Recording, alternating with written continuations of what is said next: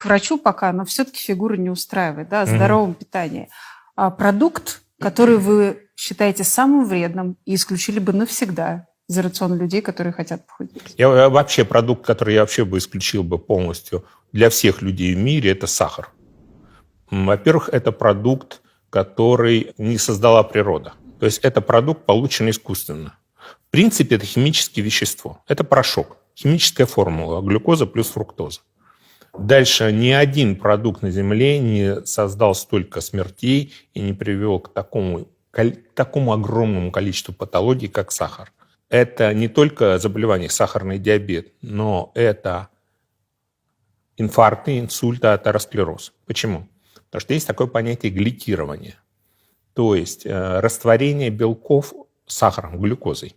Почему так эндокринологи берегают эту цифру не больше 6 уровней сахара в крови? То есть концентрация уровня сахара в крови должна быть не выше 6. Потому что если она выше 6, то этот сахар начинает разъедать эндотелий внутренний, а тоненький слой клеточек, выстилающий изнутри сосуды. И разрушает, и на этом месте образуется язва, туда проникает жидкая плазма крови, садятся тромбоциты, и потом сосуд забивается, образуются коллатеральные звездочки, и у всех они рано или поздно образуются. То есть по соседним сосудам начинает кровь течь. А потом полностью перекрываются крупные сосуды, и это заканчивается инфарктом и инсультом. Такова история создания атеросклероза, инфаркта. И холестерин здесь играет 10-е место. Почему у детей никогда не бывает инфарктов и инсультов? У детей, младенцев, у них чистейшие сосуды. Там не за что зацепиться. Какой бы высокий ни был холестерин, если сосуд чистый, он никогда за него не зацепится. Поэтому сахар убивает людей, убивает тысячи людей, миллионы людей, миллионы миллионов. И чтобы вы поняли, что это не продукт, свойственный для человека. Человечество развивалось на протяжении 3, 4, а может быть и больше миллионов лет. Сахар придумали 200 лет назад. То есть это сравнить с башней в Дубае, этой высокой, да, это продолжительность жизни человечества. А сахар – это маленькая антенка на ее верхушке. Поэтому наш организм не приспособлен к сахару в принципе в таком количестве, в котором сейчас употребляет человек. То есть, чтобы не быть голословным, данные статистики сухой. Каждый из нас, житель, потребляет в год примерно 70 килограмм сахара. Это вес собственного тела. Такого никогда раньше в природе не было. И наша поджелудочная железа не выдерживает такой нагрузки. Сначала развивается сахарный диабет 2 типа, толерантность к инсулину, а потом сахарный диабет и все. И мы во власти индустрии. Как наркоман должны колоть себе каждые несколько часов. Поэтому единственный продукт, который я бы убрал из рациона питания, навечно вообще запретил бы. И, кстати, датские диетологи еще 6 лет назад предложили принять его как мягкий наркотик и запретить производство и продажу. Но сахарная мафия, она сильнее, чем наркомафия. Сильнее. Приведу такой пример. Единственный раз за историю человечества, когда было восстановлено рабство, это на сахарных тростниках в Южной Америке. Потому что героин, который они там делали, кокаин, который они там делали, он не шел никакое сравнение со стоимостью сахара, когда в Европе еще его не умели делать, и корабли возили сахар.